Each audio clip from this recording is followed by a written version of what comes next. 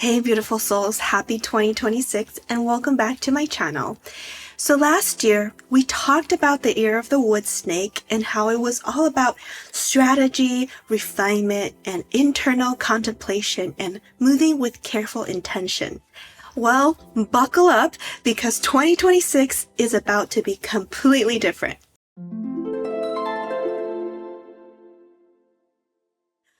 On February 17th of this year, we're galloping into the year of the fire horse. And this is not just any horse year. This is a double fire year, and it only comes around every 60 years. The last time we experienced this was 1966, and that year had a lot of events. In Chinese metaphysics, the year of the yang fire horse, Bǐngwǔ, is traditionally regarded as one of the most yang and energetically intense years in the 60-year sexagenary cycle.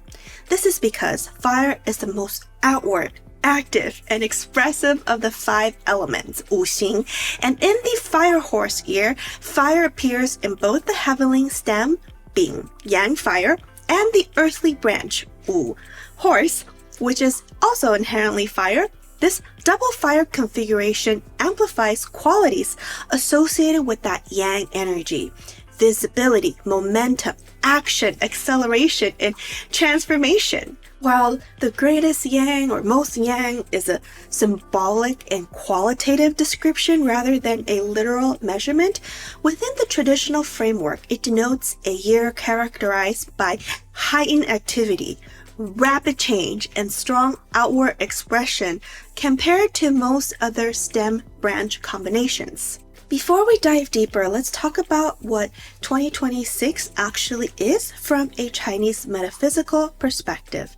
In BaZi, or the 4 pillars of destiny system, every year is represented by 2 characters, the heavenly stem and the earthly branch. And this system has been used about 3,000 years in order to understand the flow of cosmic energy. 2026 is Bǐngwǔ, as mentioned. And Bǐng, the heavenly stem, is yang fire, the fire of the sun itself. Think about what that means. Bright, radiant, impossible to hide from, life-giving, but also scorching. Yang is outward, expansive, visible, and authoritative, as mentioned. And Wu, the earthly branch, this is representative of the horse in the Chinese zodiac system. The Wu hours is 11 a.m. to 1 p.m. when the sun reaches the zenith. This is noon, midday, when the sun is directly overhead at its most powerful. The horse is represented as the sun at its zenith, and its spirited, energetic, fiery temperament reflects the brilliance of the midday sun.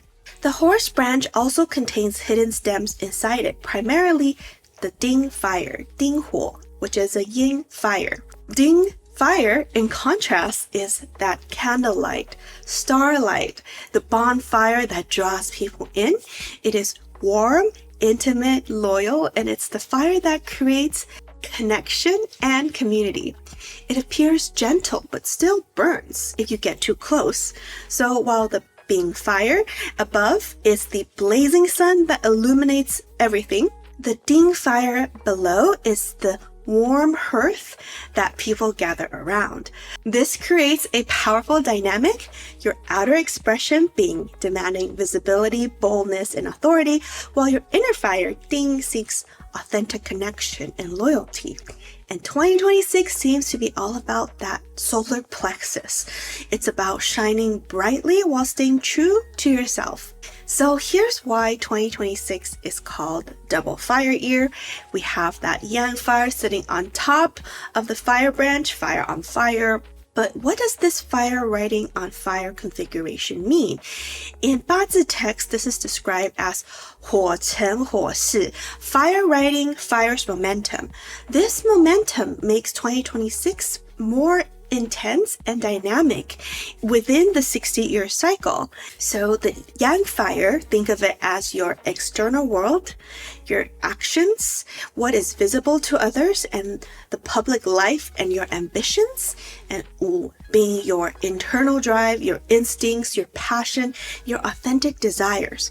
When both our fire, it's this perfect fire alignment when you feel inside what you want to express outside.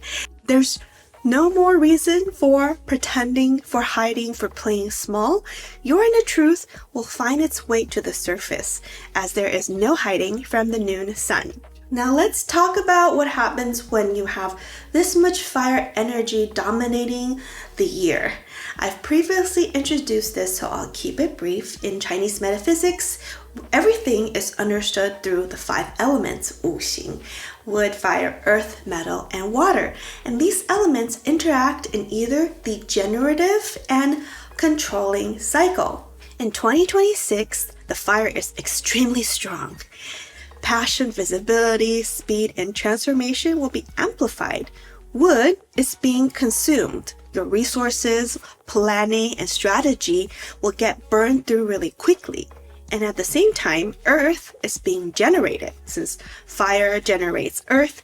So you have stability, manifestation, and the results are produced from all this fire energy. Whereas metal is put under pressure.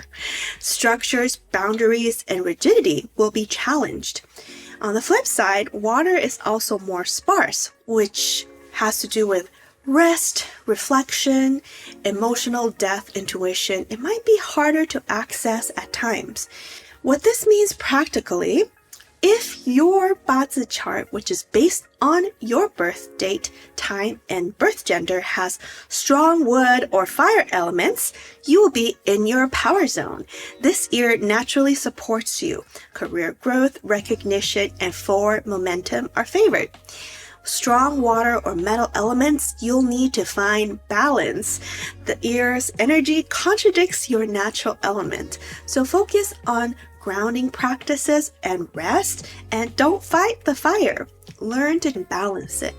If you have a strong earth element, you're in a generative relationship with the 2026 energy. The fire creates earth, meaning you can manifest and build with the year's momentum. So this is why generic horoscopes or Chinese zodiac signs only tell part of the story.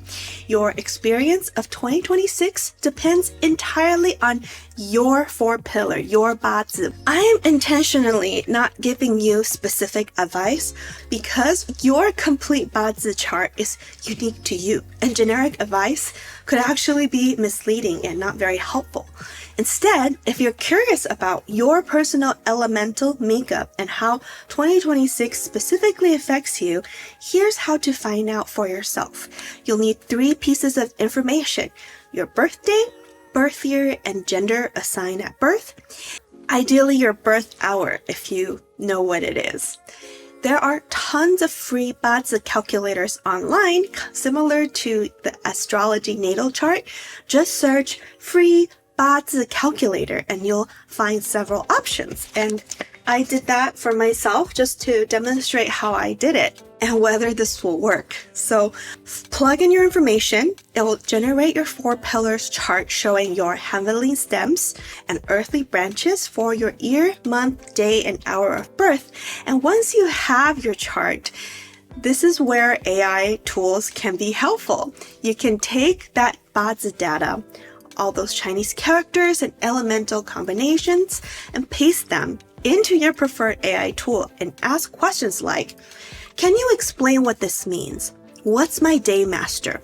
What are my strongest natal elements? And how will the 2026 fire horse energy interact with my chart?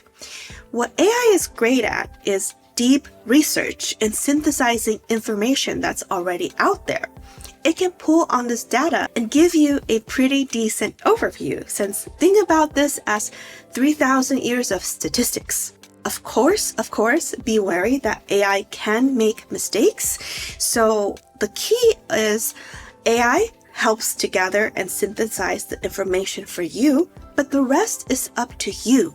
You interpret it through your own lived experiences and wisdom. You act within your own sovereignty. You decide what resonates and what doesn't. Think of it as a structure. Or I like to think of it like checking the weather. You can check it, but you still choose how to dress for it, whether to go outside and where you're going.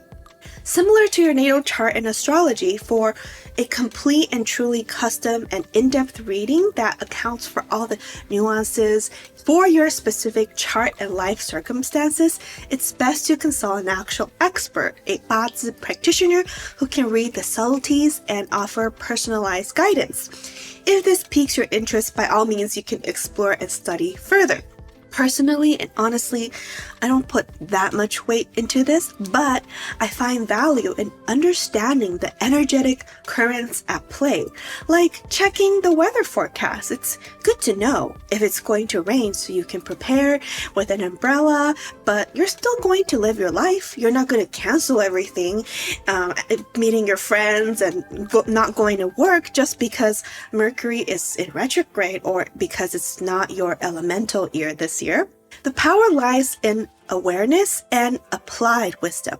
Know what's going on energetically, understand how to best go with the flow rather than work against it and fight against it, and then live your life with intention and presence.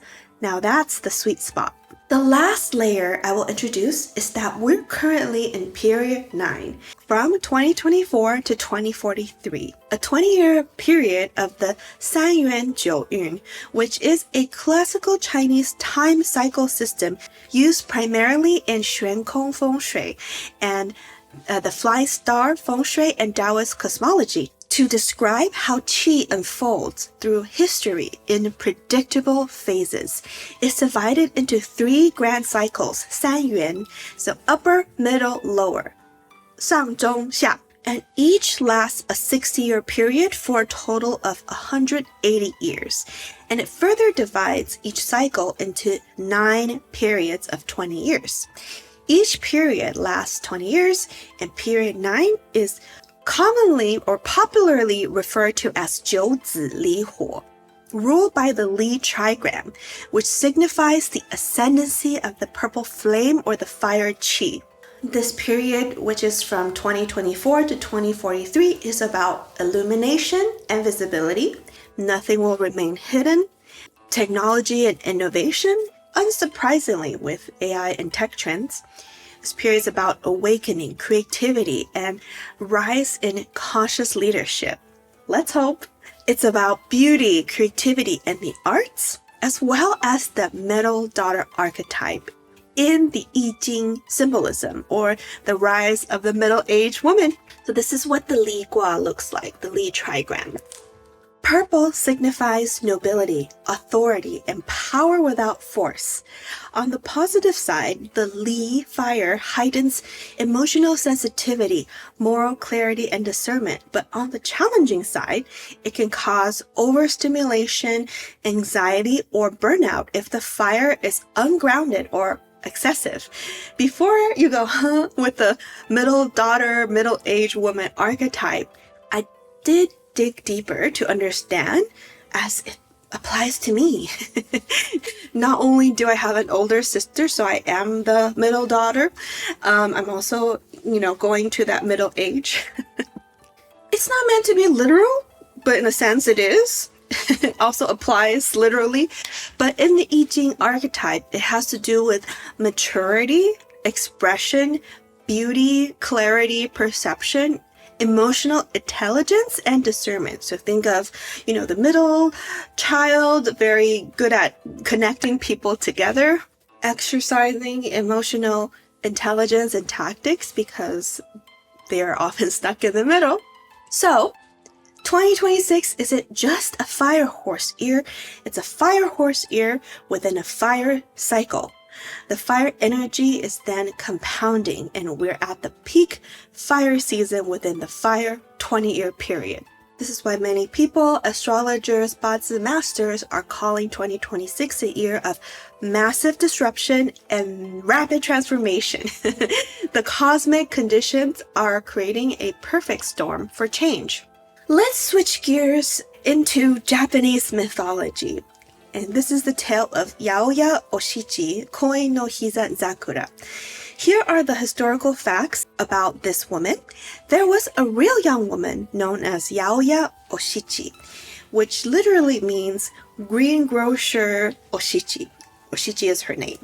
And she was the daughter of a greengrocer in Tarobe who lived in the Hongo neighborhood of Edo, the old name for Tokyo, at the beginning of the Edo period.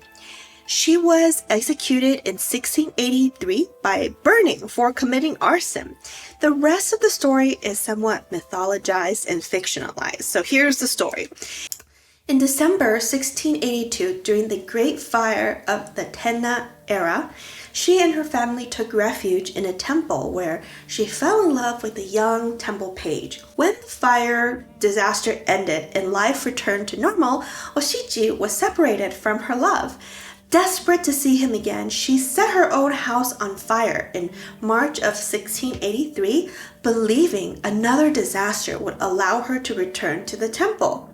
She was caught and burned at the stake for attempting to commit arson when she was 17 years old. Always with the burning at the stake for some reason. The magistrate at her trial, knowing she was 16, tried to help her by asking, "You must be 15 years old, aren't you?"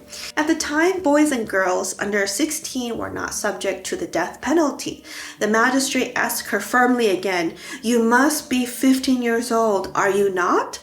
Not taking the hint, she honestly stated her age as 16, leaving the magistrate no alternative but to sentence her to be burned at the stake, which was the punishment at the time for arson. Oshichi was born in 1666, the year of the fire horse, and her story was first popularized by Ihara Saikaku, who wrote her as one of the 5 women in his book Goshoku Gonin Onna, 5 Women Who Love Love. So this written 3 years after her death. 20 years later, another playwright called Ki no Kai-on took great liberties with the story to create a play for the traditional puppet theater. The belief that girls born in the fire horse ears, which is Bǐngwǔ ears, or Hinoe Uma, which is Bǐngwǔ in Japanese, these women are cursed with fiery, rebellious, and impulsive tempers, destined to bring misfortune to their families and husbands, was rooted in Chinese astrological traditions, but amplified in Japan during the Edo period because of this play. Oshichi's act of arson served as a cautionary tale that solidified the myth in popular consciousness, and her execution by burning further reinforced this narrative, transforming her into a symbol of the perilous consequences of unchecked passion. It is clear to me that the tale expresses opposing sentiments around women's autonomy. She seemed to be a scapegoat figure that linked feminine sexual desire to fire and chaos. Apparently, this tale had a lasting influence because in 1966, which is the most recent fire horse year, the total number of births dropped by roughly 25% compared to 1965, from 1.8 million to 1.35 million births, as many couples avoided having children or had abortions. There is evidence that both contraceptive use and induced abortion increased during this time period, and that some births were shifted to nearby years, meaning the lower birth rate in 1966 could reflect both the cultural belief and reproductive decision-making rather than a single cause. I do wonder about how people interpret this story in modern times. Was Oshichi a villain, a heroine?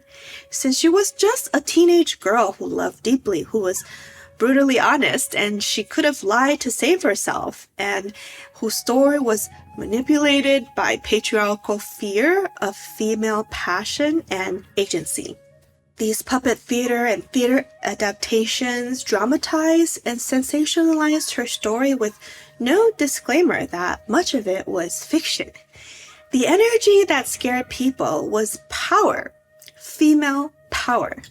The power to feel deeply, act boldly and independently, and the refusal to bend to social norms, I suppose, which is in alignment with the fire horse, fiery temperament, and archetype.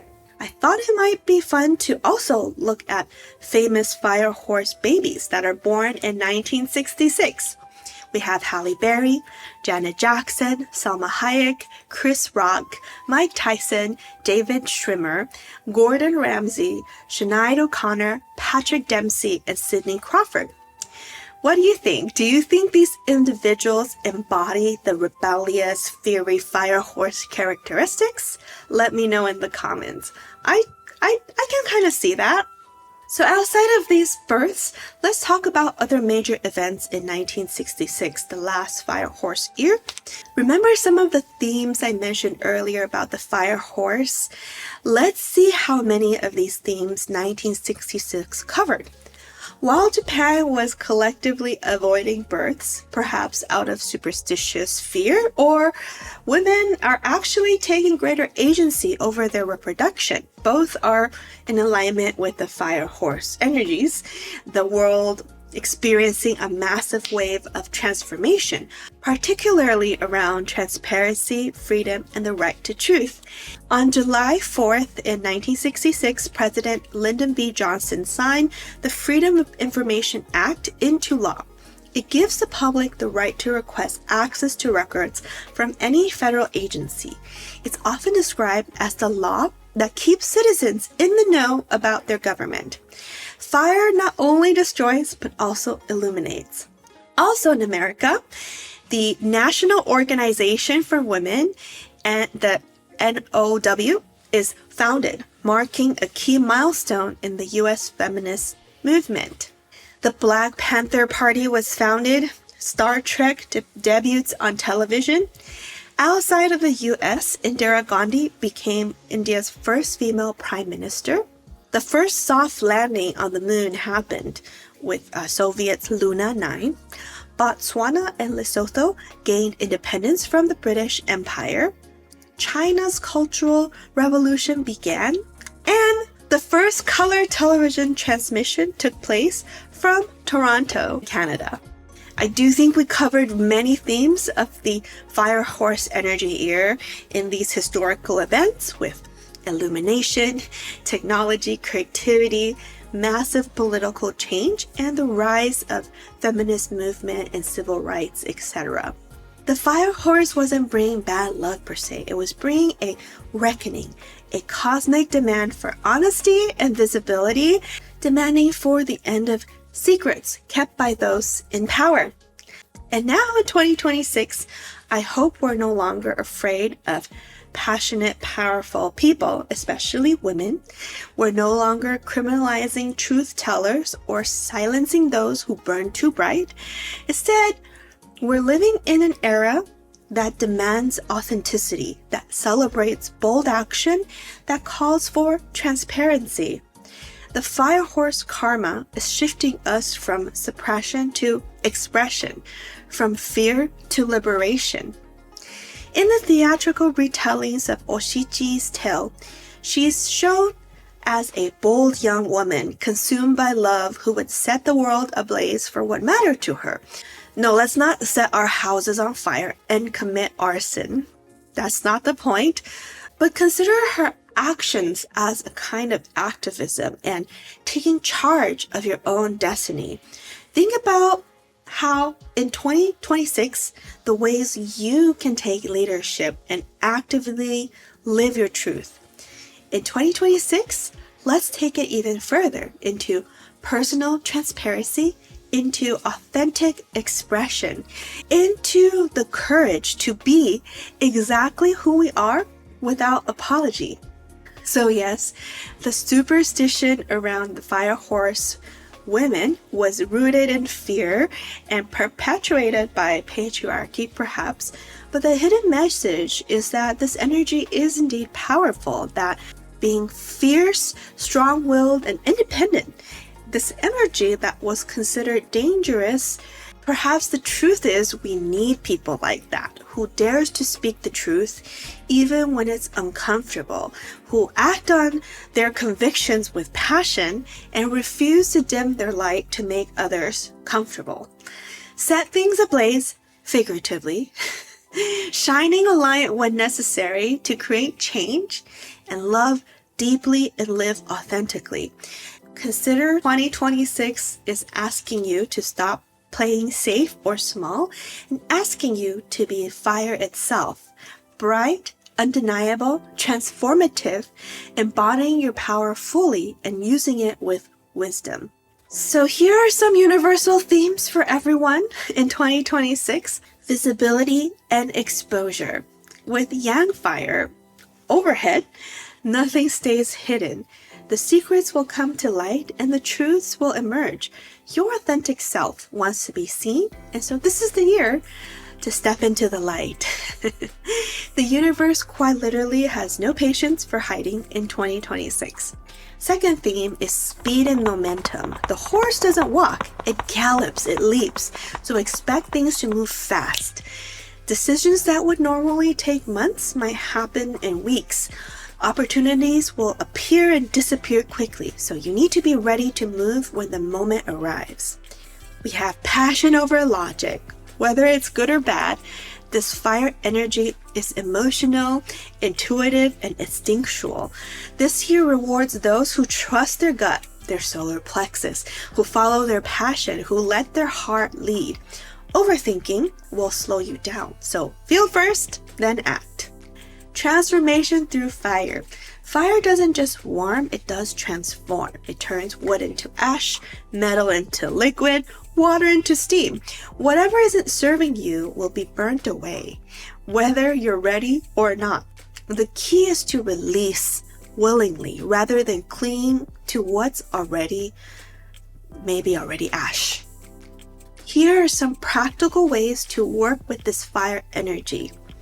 Act on your intuition, that quiet inner knowing. Trust it. The fire horse amplifies intuitive hits. Let go of what's training you. One habit, one obligation, one relationship pattern that exhausts you. Release it. Speak your truth. This year supports honest, clear expression. Say what needs to be said. Balance speed with stillness. Yes, do move boldly, gallop, but also rest intentionally. Don't forget your meditation, grounding practices, and spend time in nature. Embrace being visible. So stop hiding your gifts, your work, your authentic self. Let people see you. And finally, channel the fire and don't let it consume you. Direct it toward what matters most. Why I brought up the events in 1966 is that the changes that begin in a fire horse year can shape and shift the future. Think about the social movements and technological innovations and cultural shifts that started, then continued to reshape the world in 1966 that has continued until today. Think about us demanding the government for clarity, right, with the Freedom of Information Act. Think about setting powerful directions and making brave choices. The fire horse is asking you, what's the boldest version of your life, and what would it take to live it? The year of the fire horse is incredibly active, but if you're willing to meet it with courage, with honesty, with grounded intention, this year can be a very transformative year. So as we gallop into 2026 together, I'll leave you with this traditional Chinese phrase that we often say in the year of the horse, 马到成功. It means, may you achieve swift and decisive success like a victorious horse arriving at its destination. So let's make this year count. If you found this video helpful, consider hitting that like button and subscribe for more content on spirituality, and drop a comment telling me what you're most excited or nervous about this fire horse year. Let's ride this together and see you in my next video.